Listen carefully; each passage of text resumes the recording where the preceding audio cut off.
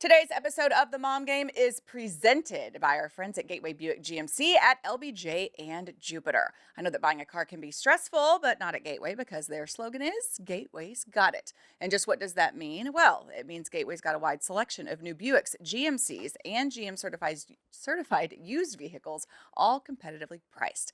Gateway's got it. In these busy times, you want a car dealer who makes things easy and convenient. Well, guess what? Gateway's got it. When you log on to gatewaybuickgmc.com, look for the Shop, Click, Drive button. This allows you to shop from the comfort of your home, and who doesn't want that? In fact, it's as easy as 1, 2, 3. 1, select your vehicle. 2, create your offer. 3, schedule your delivery. And on top of all this, Gateway Buick GMC offers complimentary car washes for life. So when you want a dealer who has it all, Gateway's got it. You can find them online at gatewaybuickgmc.com or shop in person at LBJ in Jupiter. GMC, we are professional grade. Experience the new Buick. And I'm super excited to welcome a new sponsor onto this show, somebody I have worked with for a bit now, and I love working with. That is Golden Chick. Let me tell you about what Golden Chick has going on right now. Guests can get the sweet heat-inspired hot honey sriracha sauce going on right now through September 1st. It's coated atop Golden Chick favorites like crispy hand-breaded wings and the very popular golden tenders for a fiery flavor experience. It is delicious. For its newest menu addition, Golden Chick went straight to the source. They asked their loyal brand followers via social media to vote on what sauce they wanted to see. This is the first time they've done that, where they let their followers decide what to put on the menu. And they said that this was it. Golden Chick offered their followers the variety of unique new flavors. They overwhelmingly selected the new hot honey sriracha as the one that they wanted to see. The Swahit sauce was crowned the winner. It combines the bold flavors of garlic and red chili peppers with sweet honey, which helps balance that spice. It is perfection. Alongside the new sauce flavor, Golden Chick will also debut a first-of-its-kind combo meal, the Swahit Combo, with 3 delicious wings and 2 100% tenderloin tenders covered in the hot honey sriracha sauce and served with a fresh-baked yeast roll, savory Southern-style side, and 30-ounce beverage. In addition to the Swahit Combo, hot honey sriracha sauce and tossed wings and tenders can be ordered a la carte or as a combo meal, including 6-piece hot honey sriracha wings and a fresh-baked roll for $6.99, or a combo with the addition of a Southern-style side and 30-ounce beverage for $9.99. You can get all of that for such a good price. You can feed the whole family. 4-piece hot honey sriracha sauced and tossed tenders and a fresh-baked roll for $6.99, or a combo with the addition of a Southern-style side and 30-ounce beverage for $9.99. Surely you're sold by this point. Go get you some Golden Chick right now. Perfect for a quick meal for the family. Take a picture when you do it. Tag us and we will share it.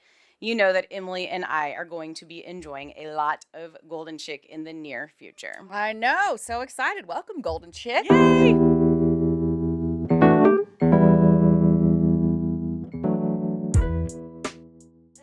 And welcome to episode 222 of The Mom Game and into the Coppola Studios. Of course, we love our Coppola. Not partaking today because we have an appointment with an eye surgeon. Yeah, we Two of do. us. We'll get to that a little bit later. And we also have a special guest. Our friend Ben Rogers is here to talk just sports, life, Father's Day, all that good stuff with our friend Benny. How are you? I'm doing great. Thanks for having me. Of Appreciate course. it. Yeah. What's been going on in your world? Pretty quiet, everything? Pretty just- quiet. Everything's super, pretty standard. super chill. And nothing weird or No. anything like that. No, it's No. been very calm. I obviously our business is crazy at times, but I've got 3 kids, so one of my oldest is going off to college, Okay. so that's kind of the emotional vibes at my house right now. Is our oldest is about to be out of our house. yeah. Okay, just for those who may not know, Ben Rogers of the Ben and Skin Show. You've been at how many radio stations in DFW? Is it 12 or 13 Have now? you conquered them all? Have you Well, we thrown the Ben and Skin flag in every single one at this point? the best thing that ever happened to us was getting the Mavs postgame show on the ticket. Yep. And the second best thing that ever happened to us was leaving the ticket, because we had to go learn about the business, create an entirely independent audience ticket audiences rarely leaves for anything else. And we would meet people that would be like, "Hey, I loved your Saturday show on the ticket." And we're like, "Oh, we're on whatever now. We're on Live 105.3. Come listen." They're like, "Yeah, no, I'm good." I'm like, "Well, what about like during commercial breaks?" Like, "Yeah, I might miss something." So yes, we have bounced around. We've always strategically tried to figure out the right place to be, and we've chased creative freedom. And so yeah, we've been at Live 105.3, which turned into the Fan. That was after being at the ticket. Then we went to ESPN. Then we came back to the Fan. Then we went to the Eagle. Then we had the Freak Adventure, obviously, and we're still at the Eagle. Okay. All right. Well, I mean, It's a lot. making Yeah. it. It's a lot. Let me ask you one freak question before we move on, because Yes. obviously I was a part of that fun freak adventure with you, and I wouldn't change it for the world. What was it, 18 months? It was so much fun, and I am grateful that you guys brought me along for that ride. But when you look back on it, how will you look back on that 18 months and that fun ride that we went on all together? I'll look at it as being the most fun and most ambitious thing we've ever embarked upon. I'll look at it with such love, respect, and reverence for the people that tried to scale that mountain with us. Like, it was really a Hail Mary, right? And a very difficult opportunity, a very difficult situation, but a great opportunity. But, there's going to be a Father's Day theme about this discussion today, I would think, Yeah. right? And I always go back to the advice my dad gave me. It's really just like a saying, but he said, life's like a dog sled team. If you're not the lead dog, the view never changes. And I love, you're always staring at another dog's butt. Yeah. So Dog ass is not fun dog to look ass, dog ass. Interesting. And so, no giant corporation has ever come to me and said, "Hey, what do you think we should do?" And so those things, those aspects of it are really hard, obviously. But the way I'll look back on it is I'll look at such a fun team, an amazing listen. It's one of those stations where if I wasn't on the air, I was glued to it, listening to it every second of every day. Like, so I'll look back on it with extreme fondness for the fact that we went for it. Yeah, same. Yeah. It was Y'all, fun. and you're all still friends. Everybody's still friends. Everybody's still friends, and yeah, it's hopefully we get the opportunity to work together again, and it is what it is. It's these are things that it's hard to worry about things that are out of your control. Yeah. You know what I mean? You can go crazy worrying about things that you have no control over. So, yeah, it's just it was very difficult and challenging, but no one ever said this business was going to be easy. And if it wasn't difficult and challenging, every single person in the world would work in this business. Why wouldn't you? Yeah. Yeah. Emily and I are proponents of, and especially Emily, and I've learned a lot from her.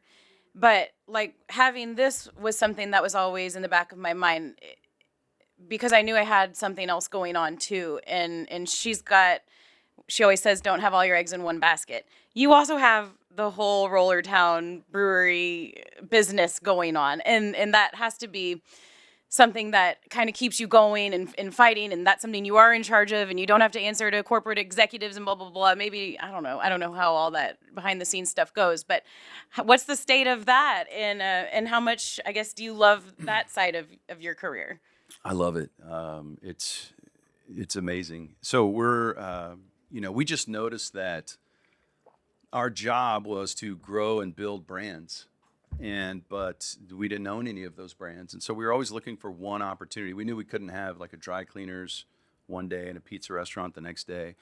So we were just looking for the right thing that we could put our name on it and go for it. And, we've been doing this, and you mentioned all the different radio stations we've been at. We've been chasing that dream for a long, long time. And so we decided, let's take this to another level. Let's chase another dream that is tied to our show.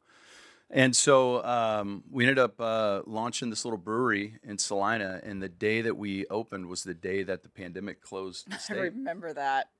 Yeah. I remember Jeez. that. Same day. The The day. worst possible timing Our ever. our grand opening was the day that you weren't allowed to be open if you weren't serving food, Jeez. if you were a bar. And so we literally had to close like before we could open. And we had $35,000 of beer in tanks, and we didn't have a canning line. And so we thought we were going to have to pour out. A skin could have probably Drank it by consumed about itself. $1,000. Yeah, maybe, for but sure. we thought we were going to have to dump that out. And my brother, who runs our business and is one of our partners, built a website. We put the beer up for sale. You had to come out, drive to Salina, which is not convenient if you're coming from this part of town. And you had to come get your 4-packs to go, and you couldn't stay and drink it there. And you had to pre-order it 3 weeks in advance.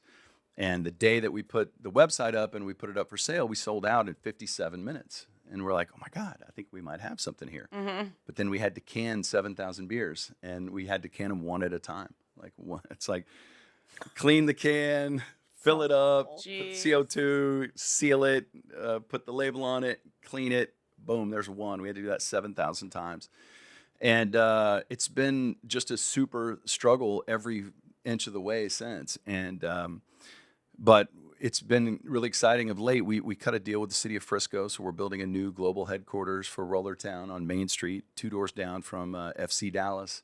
Global headquarters. Global sounds headquarters. So bougie. Man, it is. It's not bougie, but it is. Only one in the world. Sounds so, So- big time. It's going to be a big, nice facility. Yeah. It's a big deal. It's a partnership with the city of Frisco. And the thing about where Rollertown is now, we've never had anybody walk by and go, oh, look, a brewery, let's walk in. Because we're northeast of even downtown Salina. Yeah. And so we're about to be surrounded by a bunch of foot traffic, which is really, really exciting. And, we really, the brewery Rollertown is a culmination of 20 years, 25 years of working in media. Because we went to the athletes that we developed close relationships with and asked them to be a part of it and asked them to invest. And I'm very proud of the way that, we've handled our business during our career. And we have great relationships. We've had good information and trust and never got in front of a microphone and said what we knew. And so we're super proud of the people that are investors and our partners in Rollertown. So it's uniquely tied to our radio adventure, but it is something independent of that also that we have control over. Yeah.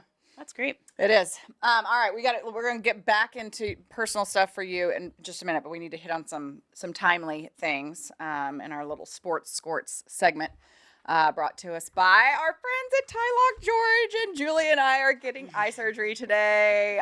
I've got my little packet. I was reading all the things that I needed to be prepared for. So we're shooting on Tuesday, and this is our eye surgery day. Julie's getting like the regular what young people get, LASIK, and then I'm getting like old lady shit done, one eye at a time. You are. I'm getting like some kind of cataract surgery. I don't know. Whatever it is, I'm not going to need these effing things anymore. I'm not going to. She's going to lose the readers. And so You're like two birds you're losing the readers and getting early cataract stuff taken care Correct. of, right? Yes. And then I'm getting LASIK. Yes. And what I think is cool just in having these conversations with people, like even last night I went to a 40th birthday and I had to like tell everybody I'm not really drinking much because I'm having LASIK tomorrow. And so then, I just start having these conversations and people don't realize what all you can do these days with LASIK and with these surgeries, because a lot of people are at the point where they need readers and they think that they're just doomed with readers forever. And especially if you've already had, so I had LASIK like 17 years ago. Yes. And I just thought, well, I'm just old. I've and already this shit's gonna tried. happen. And Yeah. like, I just needed to embrace it. Yeah. And then I found out that there's a fix for us oldies too. So Exactly. I cannot wait. And I don't think a lot of people know that like, even if you've had LASIK and it's worn off, now there's things they can do. There's a lot more. So you can ditch the readers. Yeah, and so that's what we're doing today. Yeah. So we're super excited, and we do have an exclusive code. If people want to get one of these surgeries, just like us, if you're like me and you've never had LASIK before and you want to do it, right now is the time. Or if you're like Emily and you've had it and now you're having readers or maybe whatever else is going on with your eyes, just go check it out, and they will have you in, and they'll have a consultation and tell you what they can do for you. And there is a discount with this code as well. It's www.tylock.com/TMG.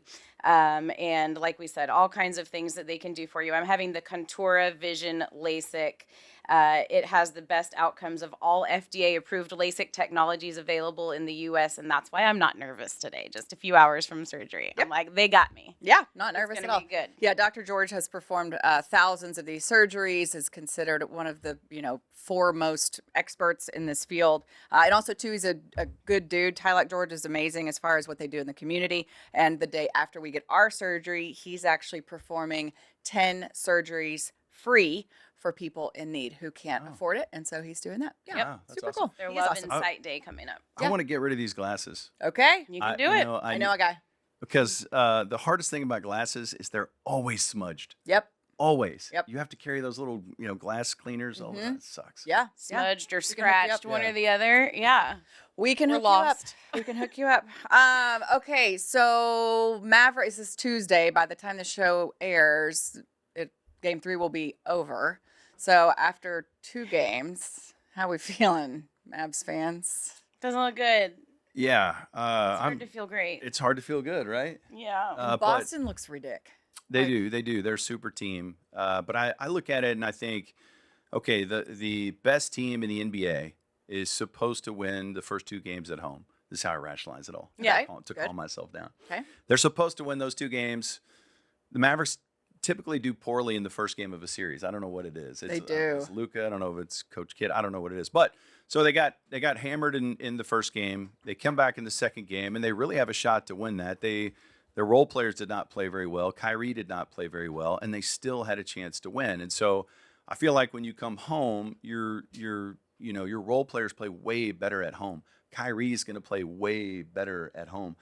Boston is such a toxic, vile environment, especially for him. I saw a clip of him looking into the stands as some guy was just yelling at him, and it looked like he was hurt. It's hard to block that out as a human. Yeah, at the end of the day, you're still a human being. You can be prepared for it, and you know that it's And like I know he's like reading a negative sensitive shit person. online about you or on Twitter or whatever, and you're just like, yeah, I've got really thick skin, but like if it's happening over and over again, someone's just hammering me. It's like, fuck, uncle, dude. Right. Yeah. Yeah. So I yeah, I think remember it's affecting him. having to tell my parents and my family. I thought it was really cool. I was like, wow, this is great. We have people talking about our show and talking about us. And then I was like, hey, don't ever read anything. Even the people that were reporters reporting on the radio business were getting everything wrong. And I'm like, you can't even reach out to them and tell them it's wrong. And it's like, oh, this is how the athletes feel when I come up with my dumb shit. Yes. Okay. Precisely. Totally. And then understand. imagine like if you were doing radio and they're literally sitting in the studio like, what happened? You're wrong. Yeah. Like your dad joke was terrible. Like that's what basketball players I are know. dealing with. Yeah. And we know that Kyrie is like such a thoughtful, like sensitive person, and so yeah, it's got to affect him, and Luka too. And especially Kyrie has like said all the right things, and he has the right. I mean, he's doing everything he can to not, to not give in, because at some point too, like I know my personality. At some point, I'm losing my shit, Right. and it's coming all the way out. Yeah. You know what I mean? Like Yeah. to have that sort of restraint to not fire back. I don't really know what that must be like because Right. I Yeah. don't have it. I don't have it. Yeah, it was sad, and you would have hoped that they somehow could have pulled off a win in game 2, because game 1 was just like from the beginning, it was obvious that they didn't really stand a chance. In fact, I didn't even commit to watching it. Like it was on, but I was nervous that it was going to go that way, so I was like, I'm just going to like tootle around the house with it on, and until it's somewhat close, I'm not going to commit my life and my night to this. And it never got close, so I tootled all night. Like I just was like, I'm gonna go sit in the hot tub, I'm gonna go pretend to cook, I'm gonna put some stuff away, because I didn't want to commit to just sitting there and watching them get destroyed.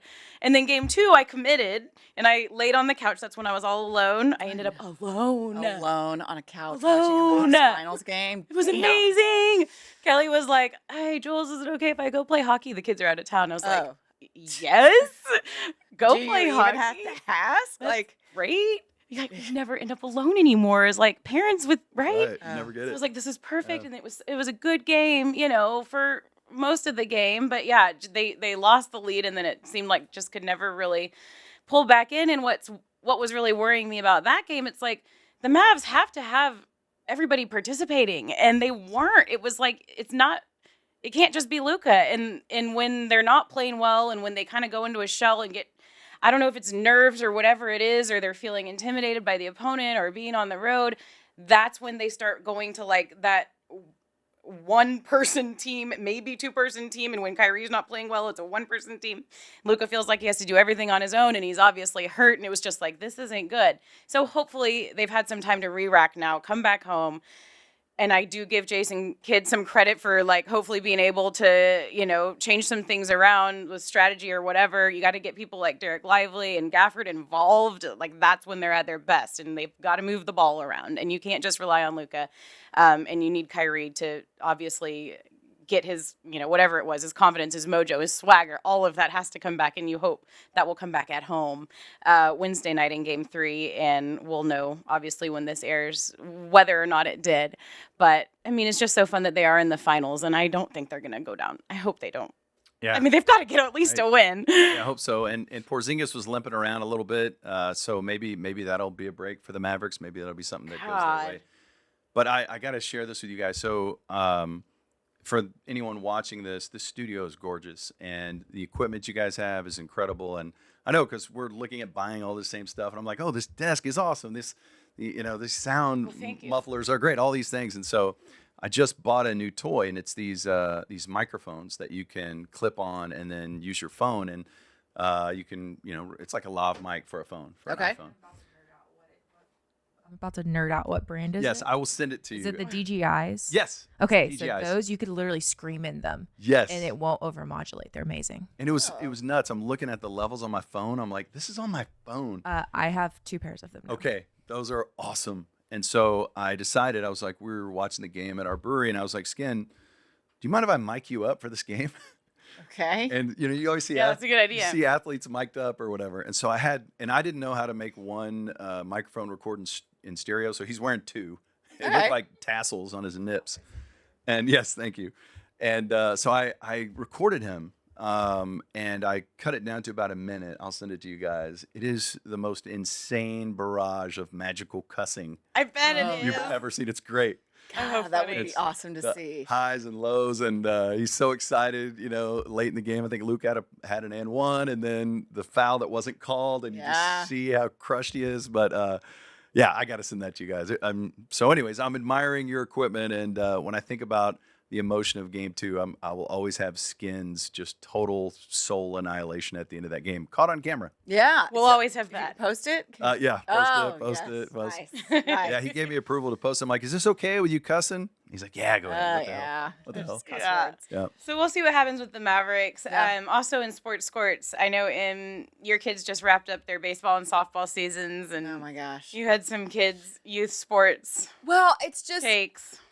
First of all, like I'm competitive. My husband's competitive, but we're not like you must be the best. You must practice all the time and all that kind of stuff. But they're. That voice, that was great. Like Henry wants to do something baseball related every single day. Some of it's because he's crazy like me, and if it's on a list, he wants to check it off. It's like checking a box, but he really wants to be a good baseball player. Hattie, on the other hand, is like, really, we have to practice, and then usually she crushes, but then she got to All-Stars and she couldn't hit for shit, and she's like, what do you mean? And I'm like, well, I mean, this is what happens, child. Like, it's called, you got to put in some work. Anyway, my whole point is we had some friends of ours that have kids playing, and there was some drama at a tournament, and a coach they didn't win the tournament. They got like a consolation trophy, and the coach threw it in the trash at the wherever the ballpark was. Wait, this is Henry's team? No. A different team. Yes, not the Henry's coach team. threw the consolation trophy, and in it was trash. a giant fucking trophy, like huge. Like in front of the team? I don't know, but it's just like, what are we doing? What are we doing? Like, we're throwing trophies in trash cans. Oh my gosh. So there was apparently some drama about ineligible players or whatever. I don't know. But regardless, like, really? Like, oh my gosh. We're throwing trophies in the trash? Like, what are we doing? That is... And then it just, we're texting, and my girlfriends and I'm just like, youth sports is ridiculous. And you know whose fault it is? It's ours. it's the parents' fault. It's the coaches. I mean, not all coaches, but like, we just put way too much emphasis. And I feel like too, like on social media, it makes me crazy when everybody's like, oh, great, 5-0 this weekend or 4 for 4 and crushed it. Bombs, hitting bombs. And we're so good. And it's just like, okay, that's great. But it's like, I'm gonna post too. Like, okay, I posted last night. Like, our season's over. We didn't win all the championships, and, I love and we didn't have the best stats. But What age?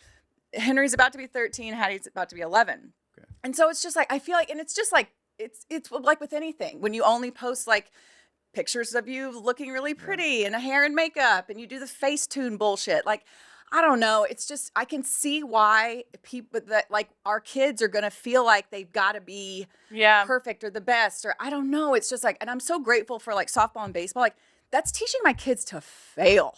Like, you are going to fail a lot.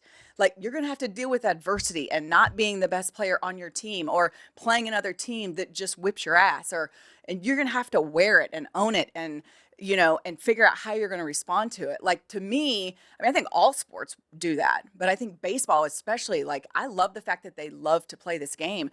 I also love the fact that, they're going to have to learn how to get their teeth kicked in and how they're going to respond to it. Are you going to, are you going to work harder? I don't know. I'm grateful for that, but I just feel like I get so exhausted on social media, and I'm guilty of it too. Like, I'll post something cool or whatever, but I don't know. I just feel like if we all looked around social media, like, everybody is raising the most talented athlete on the planet, and they all play for undefeated teams. It's kind of exhausting. Like, who's losing around here? How is every team undefeated? No, wait, it doesn't make any sense. There's so many undefeated teams. Everyone's winning all the championships. Everyone's going to the ship. Everyone's getting rings. And so I don't know. We're just all putting way too much emphasis on youth sports, and as parents, we're tying way too much of our identity and value or whatever to what kind of athlete our kids are. It just makes me sad. Yep. So anyway, that's my rant. It's a good rant. This is my favorite topic. Is it? I don't know if I don't know if we've ever talked about it, but I was trying to start a company. So I did a bunch of youth baseball coaching, and we lost friendships over it. It can be the parents take an incredibly irrational approach to anything that involves their children, and then when it's sports, it's just magnified, it seems. And so I was like, you know what? I'm going to launch a website, and I'm going to have a business, and I'm going to write a book. And the book was going to be called "Don't Be the Asshole at Your Kid's Game." Okay. And because I'd be coaching, and I'm coaching these kids, and they're like 9 years old or whatever, and there's a dad in the stands going, "Catch the ball," and like screaming at his son's like, I'm like, do you think he didn't want to catch the ball? Right. And so they say that the most important time between a parent and their child after a sporting event is the ride home. Mm-hmm. Don't talk about anything negative in the game. The Michael Young rule? That's the Michael Young rule? The Okay, Michael I like Young that. rule Okay. is do not, we're not talking about the game as long as you're in the uniform. That's a badass rule. Okay. Michael told me that. I can't, years and years and years ago. I love that rule. Yeah. That's, it's just because the kids don't need this. They don't need to be debriefed on the game and have a press conference. And so I already had the commercial planned out for the way we were going to market this business. And it was a media frenzy at someone's locker, but you're looking at the media. And it's all these vicious, reporters, violent, or not violent, but like horrible questions. And the camera slowly pans around, and it's a 10-year-old just looking at it. It's like, what the fuck are we doing? And the reporters are moms and dads. Yeah. Yeah. And so for me, while I was, I was in this situation where I was like, you know what, I'm going to teach people how not to be an asshole. I was still being an asshole. Yeah. Like, I would argue with calls. And listen, I'm not about to say that like I keep my mouth shut at all times, please. But yes, and I'm saying I'm a parent too. I'm definitely not perfect. I try to be mindful of it. I feel like when I coach, so I coach Hattie's team, I'm so much calmer because I know the girls are looking at me and I know they're watching. They're taking their cues from me. So I need to chill out. As a parent, I'm not as good. But as a coach, I feel like I'm pretty even keel.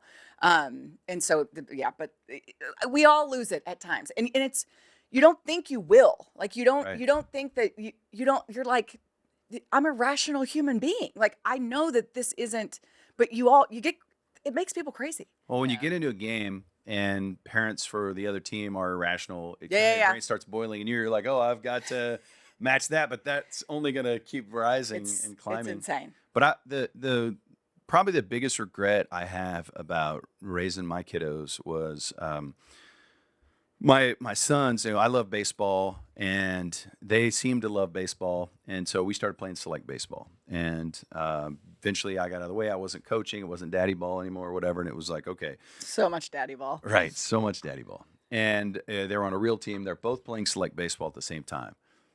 That is the biggest fuck show ever. Oh my gosh. It is like, all right, you start at 7 a.m. in Rowlett, and if you win, you play again, or you play at noon, and then if you win, you play again at 5:30, and then if you win that one, you come back again Sunday. We'll let you know what time you're going to play. You're in DeSoto, and in DeSoto, you're going to be there at 7 a.m., and it's like, what? And so I had two kids playing simultaneously, and we're always in 110-degree weather, surrounded by orange dirt, and one weekend there was no games, and some friends invited us to their lake house, and we went to this lake, and I was like, what is this? You can do this on a weekend? Yeah. And ultimately, both my sons got burnt out on baseball, and they even used the word retire, and they go, Dad, we're retiring. Okay. I'm like, oh shit.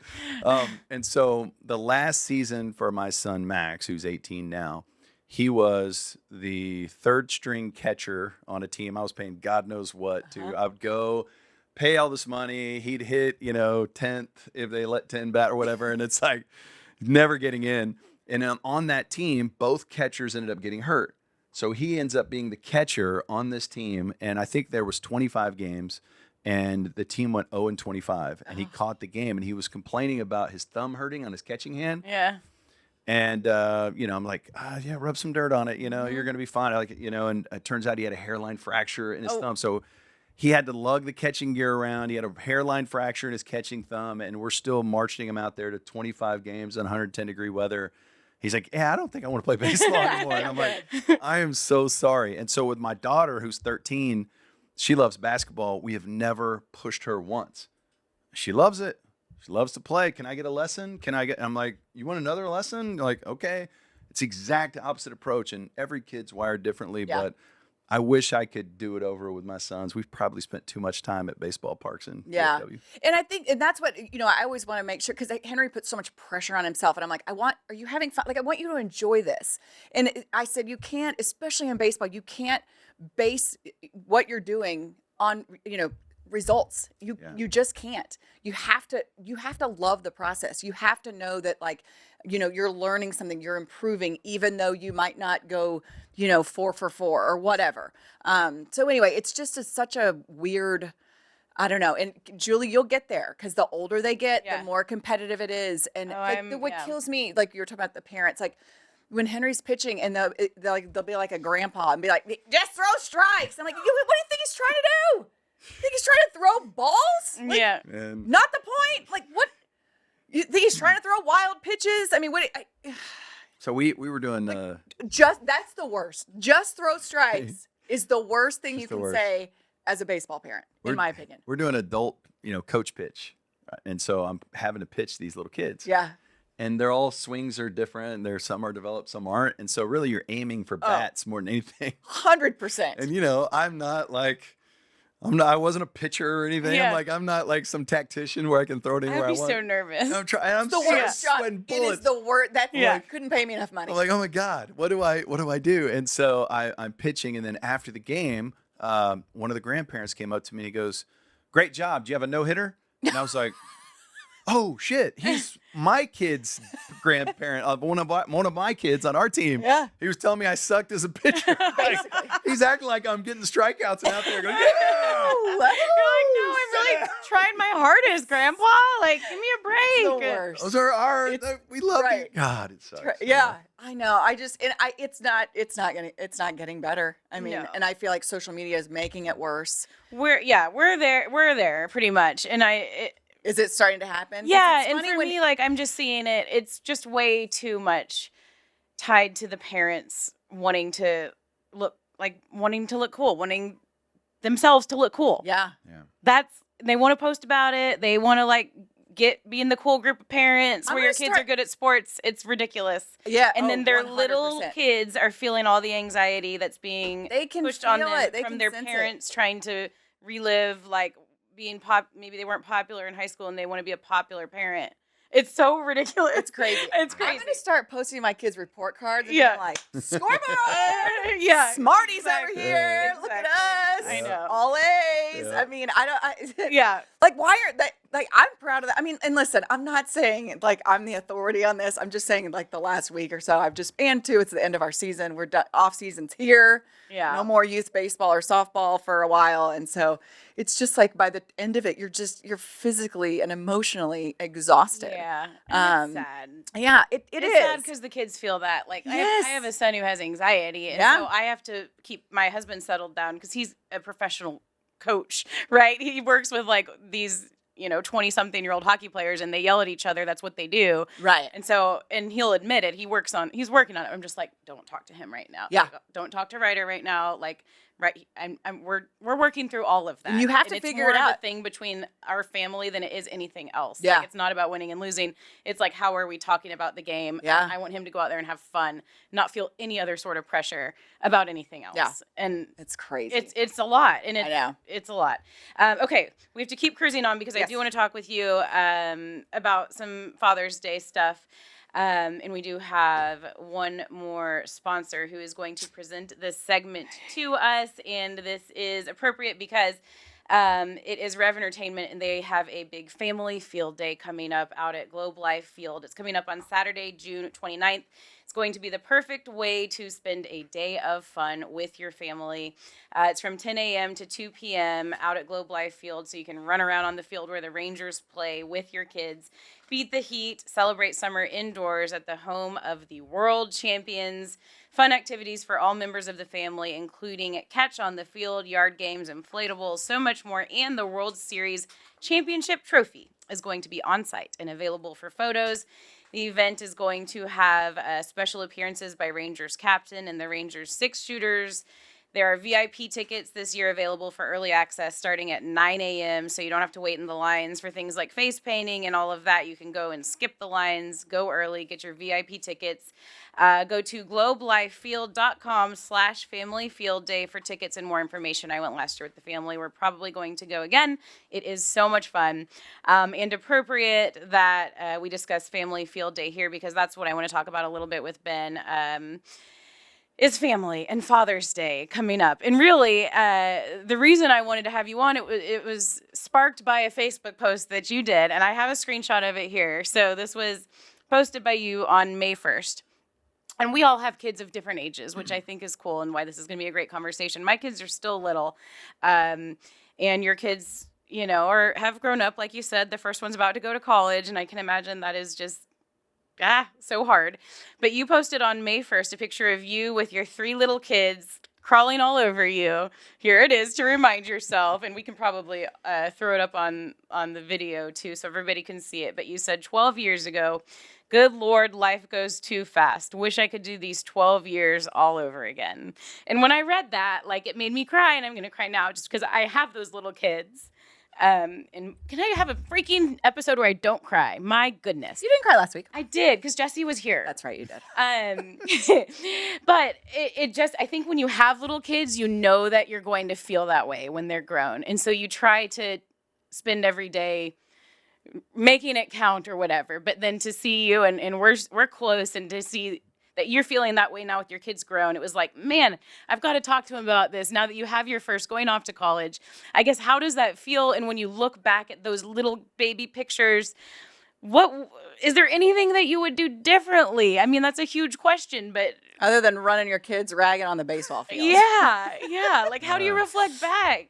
If I could do it over again, looking at those pictures, it's hard. It's hard. You're gonna make me start crying, but we had, life goes so fast, and you always have stress with work or financial stress or whatever it is, and it's always, we have this going on, then this, then this, then this, and we have 3 kids, and so the kids always have this, and this, and so you're just running and gunning all the time. And for my son's graduation party, it was the first time we went back and looked at the old hard drive and started looking at old pictures. And boy, it was a lot. It was a lot. If you know, seeing, I remember each and every one of those moments. And the thing about those moments that I remember was, I remember, you know, I'm in those moments, but I'm also distracted by work, and I'm distracted by the pressure of trying to provide and all those things. And if I could do it over again, I'd do everything I could to block that out. And I would just try to be there even more if I could, because those moments are golden and you never get them back. And, you know, my son now leaving our home, that's heavy. Like, he's 18 years, he's been there, and he's been a rock, you know, and now he's Where's he going? he's going to Alabama, Okay. which you could get me on a mini rant here, because his whole life he just wanted to go to the University of Texas. Okay. So he busted his ass knowing how hard it was going to be to get in Texas, and a phenomenal student. If I could brag briefly, Please. he's graduating already as a sophomore in college. He's already taken the dual credit courses.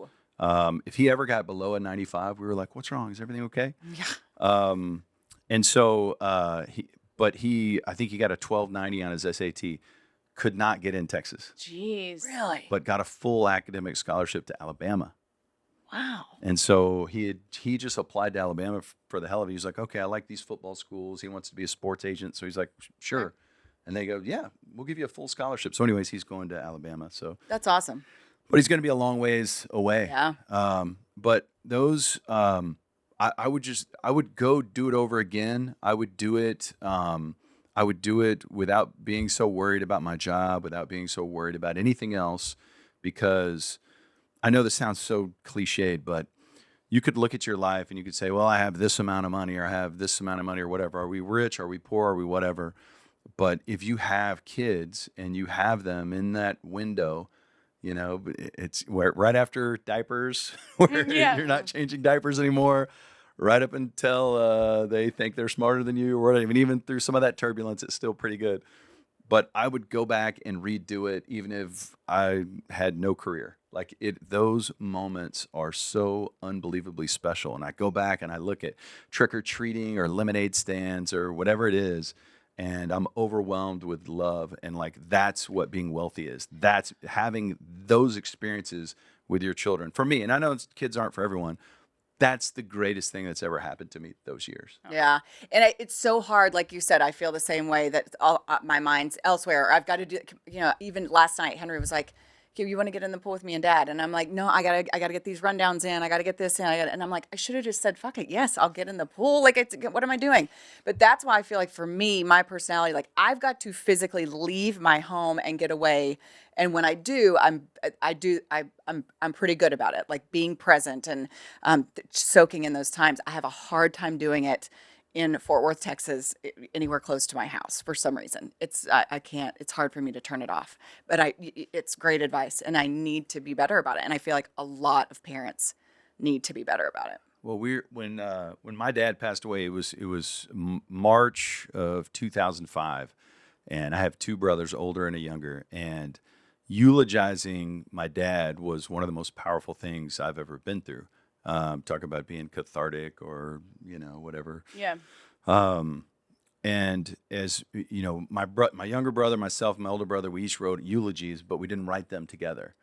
And when each of us spoke at the funeral, we each spoke about the exact same things. We talked about how he took the time to coach our teams. We talked about vacations.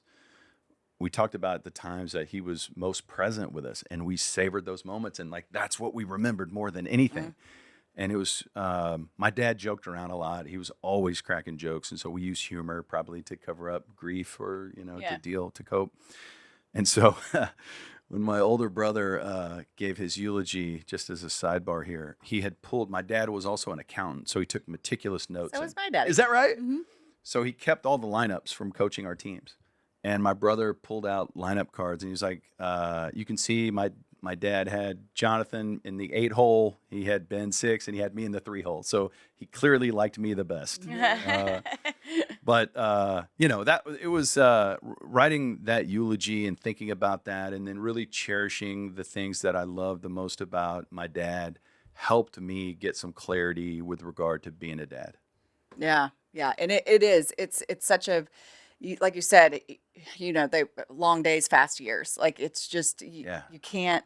You think in the middle of it, you're like, is this ever gonna let up? And then all of a sudden, you wake up and they're going off to college. I mean, Right. it's just it's crazy, and it's yeah. I think we should all be more present and yelling at our kids' sporting events. That really makes your presence felt. Yeah, I'm well, just kidding.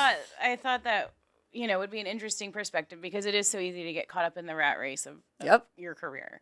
And you think it's so important to make money, make the most money or whatever. And when you strip it all away, like what really matters are those moments. And Yeah. the kids don't care what you're doing for, they don't they care don't. what's in the bank account. They don't care. They care if dad's there or mom's there, right? Like, and we went through that with my husband leaving his career and all of that, and me with radio, everything. So I just think it's important for people to hear that, and you can still do it, right? Like you still have your kids, and everybody can still do it, no matter how old they are, how old you are. The cycle of life stuff is for me. That's where it gets me in my emotions and. But my dad, so when he got pancreatic cancer, he died 28 days after diagnosis, and so it was so fast. My mom died of cancer, but it was a 5-year battle. Yeah. And so with my dad, when he passed, I was able to tell him that my wife was pregnant, but he was never able to meet my kids. And so like the hardest, like the best thing, the hardest thing during all of it, at one point. We're all worried about dad. We're there with dad. We're at the hospital all day, every day. And I told him a few days earlier, and he looked at me and he goes, "Hey, I just want to let you know, I think you're going to be a great dad." And I was like, "Oh." And so, when I think of Father's Day, I don't need a day for me to celebrate me. I think of my dad. With me, my life is just a shit show, and my wife gets all the credit. Like it should be a second Mother's Day. Yeah. Right? It's like, why would we celebrate Father's Day at all for any reason? She's the glue holding our family together. So if anything, we should have another Mother's Day. But yeah, I spent a lot of time thinking about my dad, and I go back to the early days with the kiddos. And if I could do it all over again, less select baseball, less worrying about finances, and more just savoring every moment. Yeah. It's great advice. Yeah. It really is. It's It great is. advice. I know. And Father's Day coming up this weekend. Yeah. And I know for all three of us, it's my first one without mine, and y'all are used to that. Yeah. It never So- it never gets easy. It never gets easy. And do people reach out and think of you? And if they do, how much does that impact you? I do have some friends that'll be Yeah. like, thinking about you today, or Yeah. and some that will do it like on his birthday, or different things like that. But, Yeah. yeah, it's I always try to think about people in that situation, but sometimes you don't.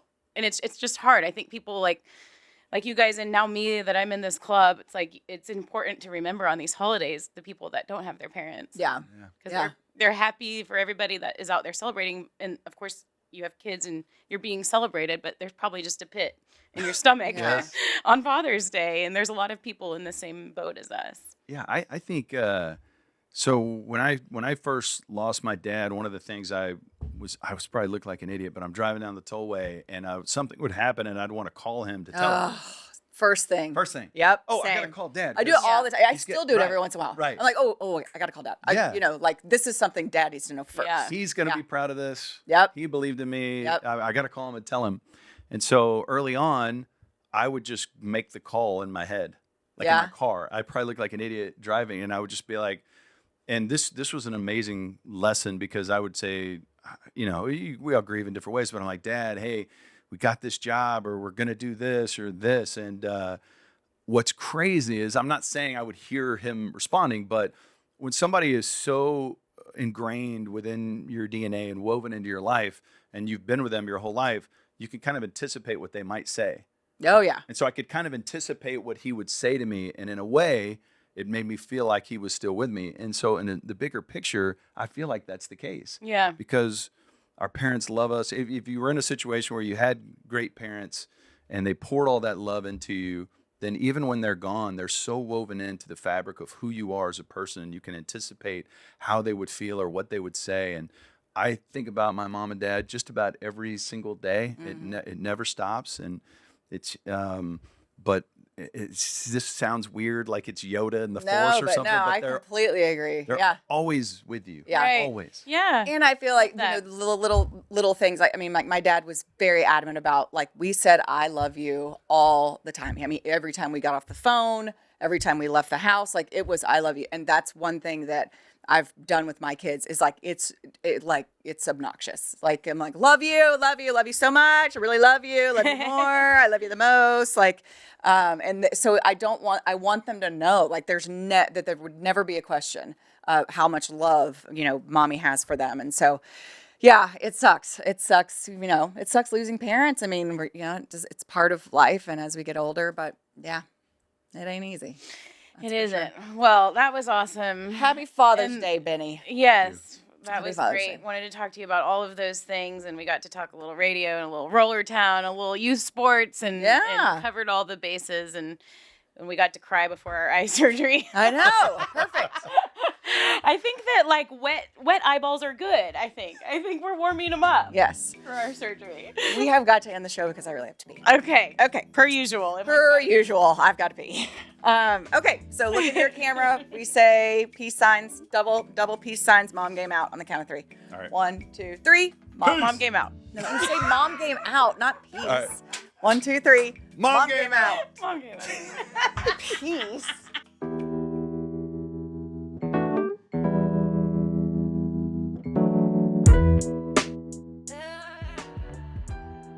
The Mom Game is proud to partner with local Geico offices, Victoria Elliott, proudly serving your local community.